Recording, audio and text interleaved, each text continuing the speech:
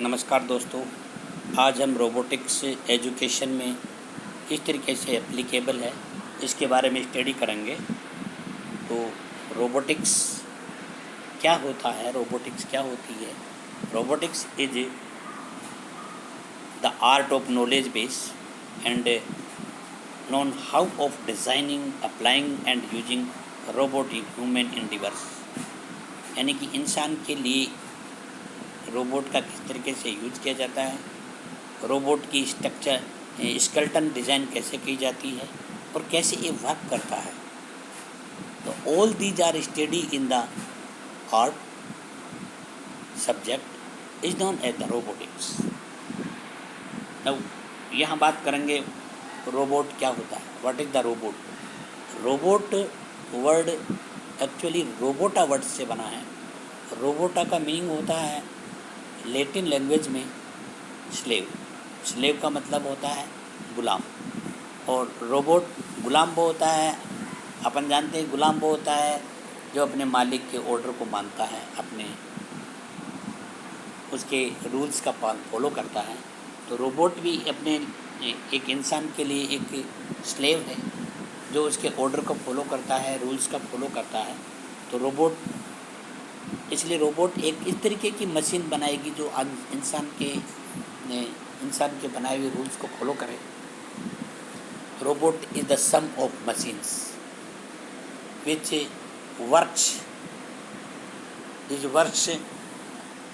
For the human according to the law of robotics. Robotics के नियम के according ये वर्क करता है। इस तरीके की मशीन को अपन रोबोट बोलते हैं। इंडस्ट्रियल रोबोट की बात करते हैं। मोस्ट ऑफ द रोबोट्स यानी more than 95% robots are used in the industry. So industrial robots, इसलिए अपन डिफाइन कर रहे हैं इसको। रोबोट एक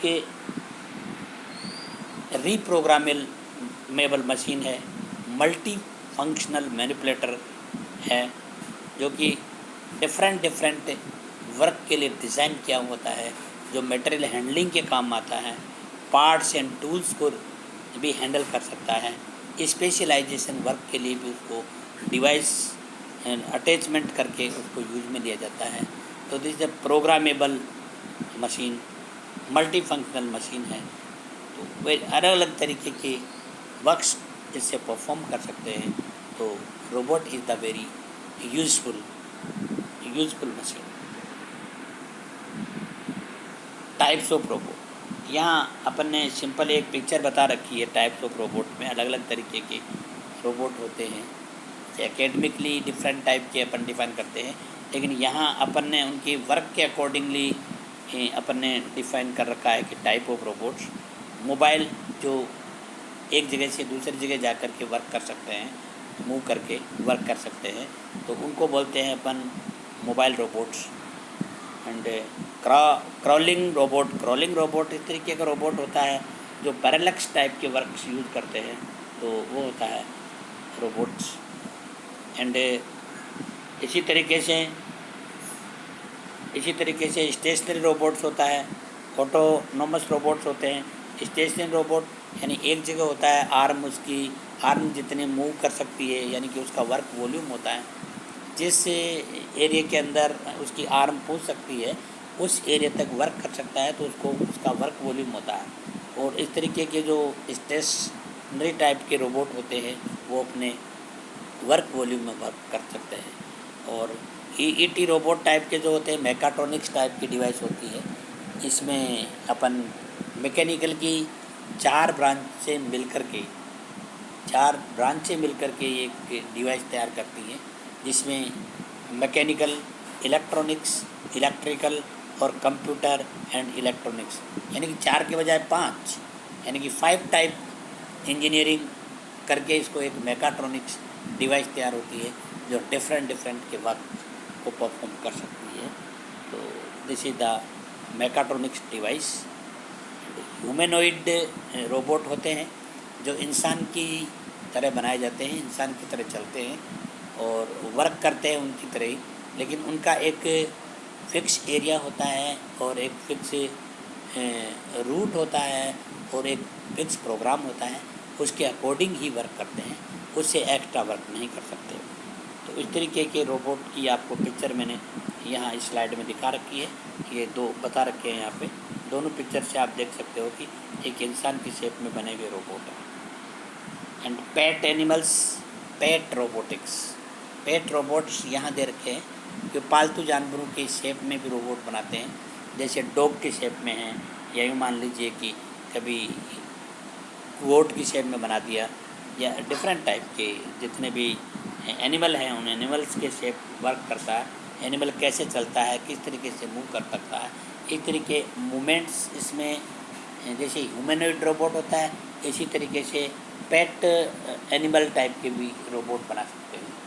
तो कई बार अपन ने टॉय वगैरह में ऐसे इस तरीके की सिचुएशन देखते हैं, तो वो एक्चुअली क्या है कि यूँ कह सकते हैं कि वो भी एक रोबोट का ही रूप है, रोबोट का ही एक इनिशिएशन है। तो यहाँ रोबोट के कुछ एप्लीकेशंस हैं। अब ये रोबोट के टाइप्स अपने देखे, इतने तरीके के रोबोट्स हैं, तो ये कुछ काम भी करते होंगे, किस काम में आते हैं इंसान के। तो यहाँ डिफरेंट के जो टाइप के एप्लीकेशंस हैं कि मशीनरी के काम भी आते हैं, यानी मैकेनिकल इंजीनियरिंग में कहाँ काम आ सकते हैं, प्रोडक्शन में कहाँ काम आ सकते हैं, यानी कि तो यहाँ मशीन लोडिंग एंड अनलोडिंग में वर्क करते हैं, यानी कि जॉब को लगा सकते हैं और जॉब को मशीन पर चढ़ा सकते हैं, ये काम, ये ऑपरेशन कर सकते हैं। Pick and place operation can be done by the robot, welding operation also, इसी तरीके से पेंटिंग है, सैम्पलिंग है, असेंबली ऑपरेशन है, मैन्युफैक्चरिंग है, सर्वेलियंस यानी सर्वे करने का वर्क भी रोबोट कर सकते हैं। मेडिकल एप्लीकेशन यानी मेडिकल साइंस में भी इसका यूज होता है, इसी एग्रीकल्चर में भी इसका यूज होता है। And assist disable individual labels, यानी डिसेबल लोगों की भी हेल्प करने के लिए ये वर्क करता है। तो this is also important. Hazards environment में भी जहाँ इंसान जाने में प्रॉब्लम होती है, ऐसी जगह रोबोट का यूज करके अपन कई प्रॉब्लम सॉल्व कर सकते हैं। जैसे डस्टी एनवायरनमेंट है, जैसे सपोज फायर है, फायर हो गई, ऐसी जगह मोर टेम्परेचर हो जाता है, ऐसे टेम्परेचर वाली जगह इंसान जाने में प्रॉब्लम होती है, तो रोबोट वहाँ जा सकता है और एक उसके पर्टिकुलर एरिया में वर्क कर सकता है। स्पेस में जा सकता है और अंडर ग्राउंड वाटर में जा सकता है, उसकी इन्फॉर्मेशन कलेक्ट कर सकता है, स्पेस में जाकर के इन्फॉर्मेशन कलेक्ट कर सकता है। रिमोट लोकेशंस जहाँ पर अपने इंसान नहीं जा सकता, ऐसी जगह ये जा कर के वहाँ की इन्फॉर्मेशन कलेक्ट की जा सकती है। तो these are the various type of applications and applications done by the robot. अब यहाँ बात करते हैं इंडस्ट्रियल आर्म की। Industrial robot arm, industrial robot arm किस तरीके की हो सकती हैं, तो यहाँ रोबोट आर्म के कुछ कंपोनेंट्स में आपको शो कर रहा हूँ, जो आपके सामने है।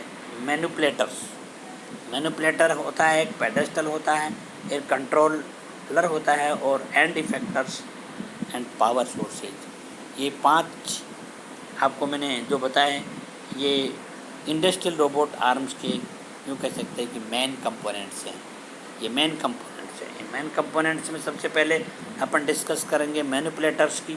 मैनिपुलेटर जो कि बेस से और अपेंडेंस से कंसिस्ट होता है। अपेंडेंस यहाँ मतलब है जो अटैचमेंट्स हैं, जैसे शोल्डर है, आर्म है, ग्रिपर है, तो ये अपेंडेंस हैं।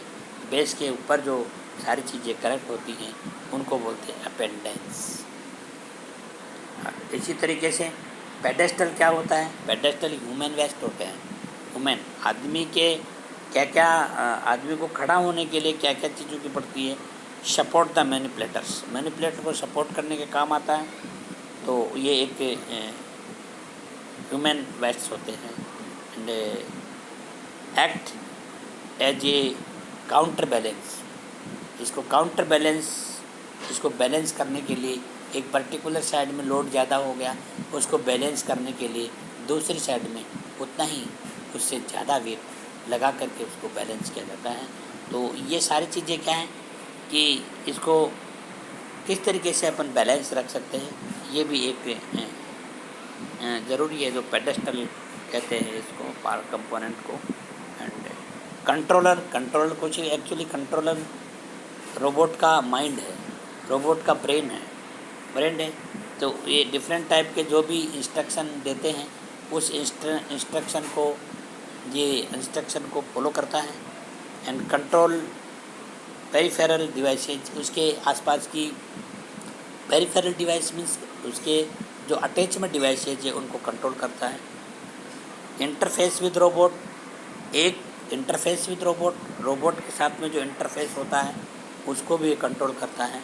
इंटरफेस विद ह्यूमन, आदमी के साथ में, यानी कि क्या आदमी सामने है, पीछे है, आगे है, ऊपर है, या sense the activities near by, वो सारी चीज़ें कंट्रोल करता है कौन? Controller. This is the brain of robot. And now hand effector की बात करते हैं। हैंड इफेक्टर्स क्या होता है? ये हैंड इफेक्टर एक्चुअल में क्या है? हैंड ऑफ द रोबोट होता है, रोबोट के हाथ होते हैं। तो हाथ, अलग अलग तरीके के हाथ उस पर अटैचमेंट के रूप में लगाते हैं अपन। अगर रोबोट को पेंट करना है तो अपन स्प्रे पेंट अटैचमेंट लगाएंगे। रोबोट अगर वेल्डिंग करना है तो वेल्डिंग अटैचमेंट लगाएंगे। और रोबोट अगर वैक्यूम क्रिएट करवाना है तो वैक्यूम अटैचमेंट लगा देते हैं। हैंड्स, यानी कि थिंग्स को एक जगह से दूसरी जगह पिक एंड प्लेस करना है तो ऐसे केस में अपन हैंड्स उसके लगा देते हैं। हैंड्स उठाने वाला, पिक एंड प्लेस। ग्रिपर्स यानी कि ग्रिपर्स एंड इफेक्ट के लास्ट में जो ग्रिपर्स अपन चेंज कर सकते हैं। सपोज थिंग्स, आपको बॉल उठानी है, स्पेरिकल थिंग्स है, उसको उठाने के लिए आपको ग्रिपर अलग टाइप का होगा। आपको प्लेट, अगर कोई प्लेट उठाना है या सीट उठानी है तो उसके लिए ग्रिपर अलग तरीके के होंगे। तो all these are attachment use for the robotic manipulator arm. इसके बिना वो वर्क नहीं कर सकते। ये सारी चीज़ें होना ज़रूरी है। पावर सोर्स, कुछ भी पावर सोर्स क्या होता है?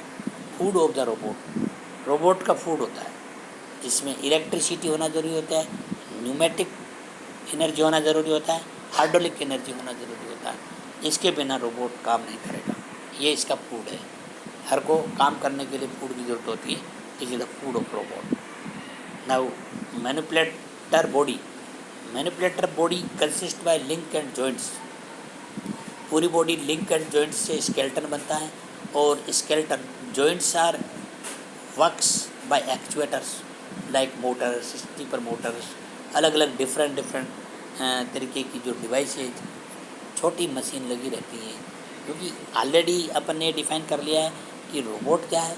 Robot is the sum of machines, reprogrammable, multi functional device user in industry, वो रोबोट होता है। तो यहाँ क्या है? तो डिफरेंट टाइप के एक्चुएटर लगे रहते हैं जो कंट्रोल करते हैं अपन कंट्रोलर से, कंप्यूटर से कंट्रोल होते हैं। एंड लिंक्स एक स्ट्रक्चर होता है जिसके दो एंड होते हैं, एक एंड और दूसरा एंड। एक एंड दूसरे लिंक की एंड से जुड़ा रहता है। दो या दो से ज़्यादा लिंक किसी पिवोट से जुड़ी रहती है तो ये जॉइंट्स बनता है। और जॉइंट एक पिवोट से या पिन से जोड़ करके जॉइंट किया जाता है उनको। तो ये जैसे यहाँ एग्जांपल दे रखा है, इस फिगर से आप देख सकते हो, ये जॉइंट बने हुए हैं, ये जॉइंट्स बनाए, spiral relation of the two और ए मोर लिंक्स, उसको अपन जॉइंट बोलते हैं। Robots degree of freedom, robots की डिग्री ऑफ फ्रीडम क्या होती है? यानी कि robot independent position, number of independent position, variables which would have to be specified to locate all parts of the mechanism के सारे पार्ट्स के इंडिपेंडेंटली कितनी डायरेक्शंस में मूव कर सकते हैं, वो उसकी डिग्री ऑफ फ्रीडम होती है। तो नंबर ऑफ जॉइंट्स जितने ज़्यादा होंगे उतने इंडिपेंडेंटली मूव कर सकता है। तो degree of freedom basically depends on the number of joints and links. As the number of links will be increased, the number of joints will be increased. तो इसका मतलब रोबोट की डिग्री ऑफ फ्रीडम जॉइंट्स और links पे depend करती है। And most of manipulator this is usually the number of joints and इसका degree of freedom के बारे में यहाँ पर मैंने कुछ जॉइंट्स और लिंक्स को बताने की कोशिश की है।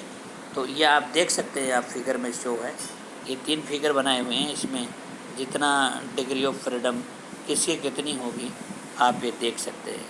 अब जैसे पहले की बात करते हैं तो इसकी degree of freedom clockwise and anti clockwise rotation है, तो इसकी 2 डिग्री ऑफ फ्रीडम क्यों कह सकते हैं, इज 2 डिग्री ऑफ फ्रीडम। इसी तरीके से इसमें ये ऊपर और नीचे जा सकता है और क्लॉकवाइज एंटी क्लॉकवाइज जा सकता है, तो इसकी 2 जो है 4 डिग्री ऑफ फ्रीडम। इसी तरीके से ये मूव कर सकता है क्लॉकवाइज एंटी क्लॉकवाइज, 3 रोटेरी हैं इसमें, तीनों क्लॉकवाइज एंटी क्लॉकवाइज रोटेट कर सकते हैं, तो 3 डिग्री ऑफ फ्रीडम या इसको 6 डिग्री ऑफ फ्रीडम भी कह सकते हैं।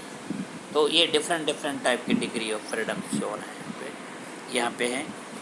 रोबोट जॉइंट्स कितने टाइप के होते हैं रोबोट्स में? 2 टाइप के जॉइंट्स होते हैं रोबोट में। पहला होता है जो प्रिज्मेटिक जॉइंट होता है, जिसमें 2 स्लाइड एक दूसरे के रिलेटिवली लीनियर मोशन करती हैं, तो उसको बोलते हैं अपन प्रिज्मेटिक स्लाइड। इसमें क्या है कि रोटेशनल इन्वॉल्व नहीं है, लीनियरली मूवमेंट करती है 2 स्लाइड एक दूसरे के कांटेक्ट में रह करके, तो उसको बोलते हैं प्रिज्मेटिक जॉइंट, जैसा आपको फिगर में शो है। इसी तरीके से रिवोल्यूट जॉइंट होता है। ये रिवोल्यूट जॉइंट क्या होता है, एक लिंक दूसरे लिंक के रेस्पेक्ट में रोटेरी मोशन करती है, तो उस तरीके के जॉइंट को अपन बोलते हैं रोटेरी जॉइंट बोलते हैं। Electricity driven with the stepper motor, servo motor, इसमें रिवोल्यूट जॉइंट होता है, इसमें रिवोल्यूट जॉइंट होता है। अब types of robot configuration, robotic arm के कॉन्फ़िगरेशन कितने तरीके के होते हैं, इसमें हमने बेसिकली जो इम्पोर्टेंट कॉन्फ़िगरेशन से 5 तरीके के मैंने डिस्कस करे हैं, जिसमें पहला है आपको कार्टेशियन कोऑर्डिनेट टाइप का कॉन्फ़िगरेशन। इसमें आपको 3 पी टाइप के 3 पी टाइप के जॉइंट्स हैं, प्रिज्मेटिक जॉइंट हैं, जो आपको शो ये स्लाइड कर सकते हैं एक दूसरे के ऊपर। 3 जॉइंट ऐसे हैं, तो 3 पी टाइप जॉइंट है, 3 प्रिज्मेटिक जॉइंट है। दूसरे नंबर का जो है आपको वो दे रखा है सिलेंड्रिकल, 2 प्रिज्मेटिक और 1 रिवोल्यूट जॉइंट होते हैं। एंड ऐसे ही थर्ड स्पेरिकल टाइप का होता है, 1 prismatic joint and 2 revolute type. Figure में आप आसानी से देख सकते हो, फिगर आपके पास में यहाँ गिवन है, तो 3rd फिगर आपके पास में गिवन है। इसी तरीके से 4th फिगर में क्या होता है, आर्टिकुलेटेड में 3 रिवोल्यूट टाइप के जॉइंट होते हैं, ऑल रिवोल्यूट टाइप। जो ह्यूमन बॉडी में जिस तरीके के मूवमेंट्स होते हैं वहाँ उस तरीके के मूवमेंट्स होने। किसी आपकी ह्यूमन बॉडी के अंदर ऐसा कोई जॉइंट है जिसके अंदर अपन यूँ कह सकते हैं कि प्रिज्मेटिक जॉइंट हो? नहीं है। इसमें ह्यूमन बॉडी के अंदर सारे जॉइंट क्या है, रिवोल्यूट टाइप के जॉइंट है, तो ये रिवोल्यूट टाइप है। और 5th टाइप का जो जॉइंट है वो selective compliance assembly robot joint है, रोबोट आर्म है, स्केरा जिसको बोलते हैं, जिसमें 2 पैरेलल रिवोल्यूट जॉइंट हैं और 1 एडिशनल प्रिज्मेटिक जॉइंट है। जो आपको यहाँ शोन दे ये 5th नंबर का जो फिगर है आपके पास में स्केरा गिवन है, इसको शॉर्ट अपन एब्रीविएशन में स्केरा पढ़ते हैं, वैसे इसकी फुल फॉर्म दे रखी है जो आप देख सकते हैं इजीली ना। इसके एडवांटेज क्या है, अब इसके फ़ायदे क्या हैं, ये सब चीज़ पढ़ ली। फ़ायदे क्या हैं, रोबोट से प्रोडक्टिविटी बढ़ती है, एफिशिएंसी बढ़ती है, क्वालिटी बढ़ा सकते हैं इससे, और कम समय में वर्क हो जाता है। इसी तरह रोबोट एक्चुअली हैजर्ड्स एनवायरनमेंट में भी आसानी से वर्क कर सकता है, इस पर इन्वायरमेंट का कोई फ़र्क नहीं पड़ता है, और रोबोट बिना किसी फटीग के काम कर सकता है, रिपीटिटिव वर्क को भी आसानी से कर सकता है, आदमी से अच्छा प्रिसाइज वर्क कर सकता है, तो इसमें ये मच एक्यूरेट वर्क कर सकता है। और इसको क्या है कि इकोनॉमिक्स को बूस्ट कर देता है, यानी कि इकोनॉमिक भी है, कम पैसे में वर्क हो जाता है। इसी तरीके से process multi stimulated and task simultaneously कर सकता है, यानी कि मल्टी स्किल्ड टास्क को आसानी से अपन रोबोट कर सकता है। तो ये इसके एप्लीकेशंस हैं और कुछ इसके साथ में कुछ डिसएडवांटेज भी हैं। रोबोट से lack capability to respond in emergency. ये लैक होता है कि ये रेस्पॉन्ड नहीं करता है किसी भी इमरजेंसी में, कोई घटना घटित हो जाए तो रेस्पॉन्ड नहीं कर पाएगा। इसी तरीके से robot although superior in the certain sense have limited capabilities in degree of freedom। Superior तो है सब काम में, बहुत अच्छा करता है, लेकिन इस डिग्री ऑफ फ्रीडम लिमिटेड है। ऐसे नहीं कि हर जगह इंसान का हाथ कैसे कहीं भी और किसी भी डिग्री तक घूम सकता है, लेकिन इसका ऐसा नहीं कर सकता। तो ये भी एक डिसएडवांटेज है। Robot are costly due to the initial cost of the equipments में ये इनिशियली कॉस्टली होता है। सो इसका इंस्टॉलेशन कॉस्ट ज़्यादा होती है, तो हर कोई इसको, छोटी कंपनी वाले, छोटी इंडस्ट्री वाले और जिसकी इनकम सोर्सेज कम होते हैं वो नहीं लगा सकते। इसलिए these are the disadvantage of robot. And इसके लास्ट में इंट्रोडक्टरी पार्ट पढ़ लिया, तो इसके कंक्लूजन अगर अब किसी को हम बताएंगे, इतना सुनने के बाद में भी अगर हम बताएंगे तो यही सजेस्ट करेंगे कि भाई K12 robot kit are appreciable. अगर मेरी मानो तो आप K12 रोबोट का यूज़ करें, जो कि USA के द्वारा बनाया हुआ है और USA से ये किट प्रिपेयर हुआ है और यहाँ भी इसको अप्रिशिएट करते हैं इंडिया में। तो this is the K12 robot kit are appreciate. और कोई भी काम करने से पहले अपन प्री प्लान करते हैं कि अपने यहाँ एक इंडस्ट्री के अंदर रोबोट भी लगाएंगे, तो उसी तरीके से अपन लेआउट प्रिपेयर करते हैं, यानी प्लांट लेआउट उसी तरीके से करते हैं एडवांस में। And most of these kits are not easy to follow because share applications. और ये सारी चीज़ें क्या है कि सब लोग जानते हैं, तो सारी किट्स इजीली अवेलेबल नहीं होते हैं। तो फिर भी क्या है, हम यही सजेस्ट करेंगे कि पहले एडवांस में सोच लिया जाए तो इजीली अवेलेबल हो जाता है। हायर एजुकेशन में रोबोट का यूज करने के लिए सजेशन देंगे। हायर एजुकेशन एक्चुअली क्या मेडिकल साइंस और इंजीनियरिंग होती है, यहाँ पे इसका यूज कर सकते हैं। इसी तरीके से mechatronics with some industrial robot is advise. Mechatronics industrial robots की एडवाइस देती है जो हाई टेक्नोलॉजी से बने हुए रोबोट्स का यूज़ करें इंडस्ट्री, और मैक्सिमम बेनिफिट उसे अचीव कर सकती है।